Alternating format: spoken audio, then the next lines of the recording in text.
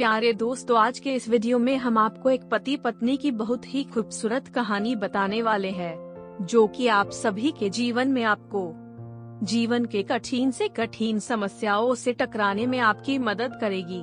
लेकिन उससे पहले कृपया आप हमारे चैनल को सब्सक्राइब कर दीजिए और बेल आइकॉन को भी प्रेस कर दीजिए और इस वीडियो को लाइक कर दीजिए, क्योंकि बाद में आप लाइक और सब्सक्राइब करना भूल जाते हैं।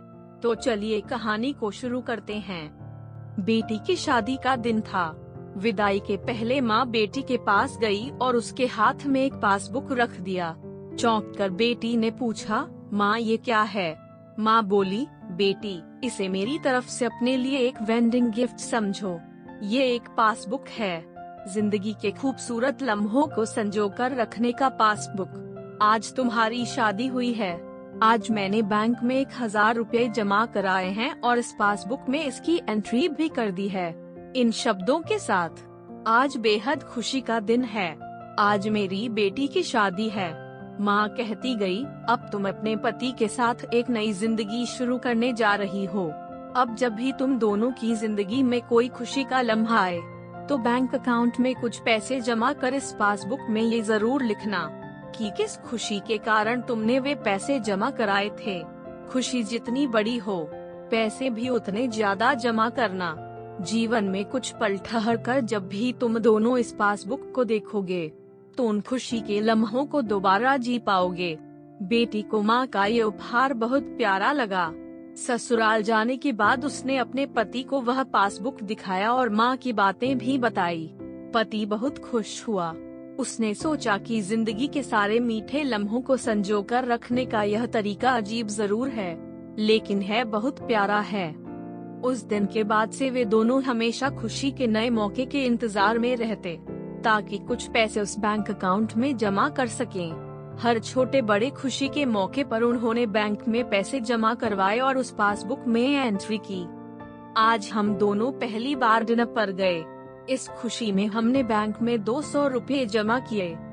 आज मेरी जॉब लग गई। इस खुशी में मैंने बैंक में 300 रुपए जमा कराए।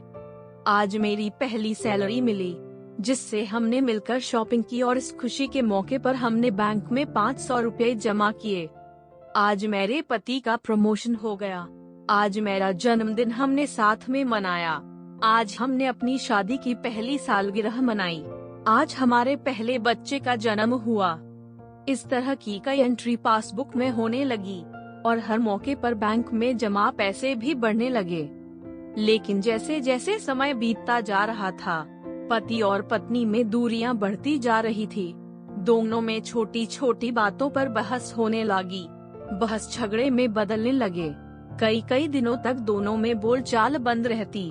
स्थिति यहाँ तक पहुँच गई कि दोनों एक दूसरे से अलग होने के बारे में सोचने लगे। आखिरकार वह दिन भी आ गया जब दोनों ने फैसला कर लिया कि वे अब तलाक ले लेंगे। तलाक फाइल करने के पहले पत्नी अपनी माँ के घर गई और अपना दुखड़ा बताते हुए बोली, बस माँ, अब और नहीं। अब मैं उसके साथ और नहीं रह सकती। कोसती हूँ खुद को कि मैंने उससे शादी की। तलाक ले रही हूँ उसे। माँ बोली, ठीक है, यदि तुम्हें यही सही लगता है तो मैं तुम्हें नहीं रोकूंगी। लेकिन तुम्हें वो पासबुक याद है ना, जो मैंने विदाई के समय तुम्हें दिया था? तलाक लेने के पहले उस बैंक अकाउंट को बंद कर दो और उसमें जमा सारे पैसे खर्च कर दो। यदि वो शादी इतनी ही बुरी थी, तो उससे जुड़ी कोई याद भी तुम्हें नहीं रखनी चाहिए। पैसे खर्च करके वह पासबुक जला देना।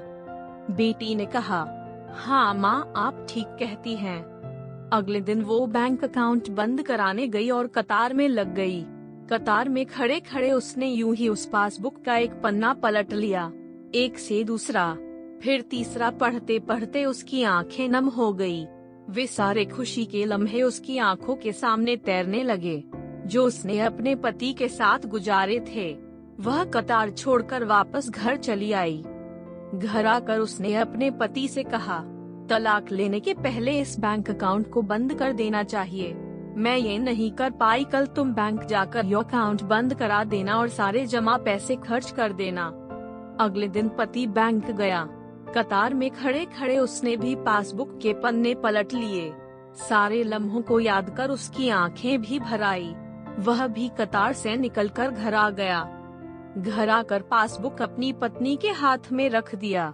पत्नी ने देखा कि आज की तारीख में बैंक में 4,000 रुपए जमा हुए थे और पासबुक में लिखा था कि मुझे आज यह एहसास हुआ है कि जिसे मैं छोड़ने जा रहा था उसे मैं जिंदगी में सबसे ज्यादा प्यार करता हूँ और अपनी बाकी की जिंदगी भी उसी के साथ गुजारना चाहता हूँ। दोनों की आंखें भर आई। दोनों एक दूसरे के गले लगकर बहुत रोए। दोनों ने तय किया कि ऐसी छोटी छोटी बातों पर कभी नहीं झगड़ेंगे। शादी का रिश्ता जितना खूबसूरत होता है उतना ही जटिल भी। इसे निभाना कतई आसान नहीं होता। इस रिश्ते में अलगाव होना स्वाभाविक है, क्योंकि इसमें जुड़े लोग भिन्न परिवेश से आकर जुड़ते हैं। उनकी परवरिश भिन्न वातावरण में हुई होती है। उनका जीवन मूल्य भिन्न होता है। ऐसे में सामंजस्य बिठा पाना आसान नहीं होता। लेकिन एक दूसरे की इस भिन्नता को समझकर परिवार बसाना ही तो शादी है। यदि रिश्तों में कुछ दरारें आए भी तो उन्हें भूलकर उन लम्हों को याद करें। आपने एक दूसरे के साथ प्यार से और खुशी से जिए हों। वो लम्हे आपके अंदर छुपी हुई भावनाओं को फिर से जिंदा कर देंगे। किसी भी रिश्तों को अच्छे लम्हों के साथ याद कीजिए, बुरे लम्हों के साथ नहीं। ये रिश्तों को मधुर बना देगा।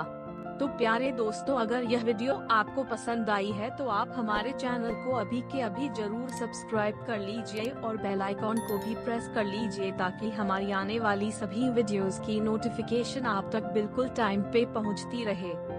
धन्यवाद।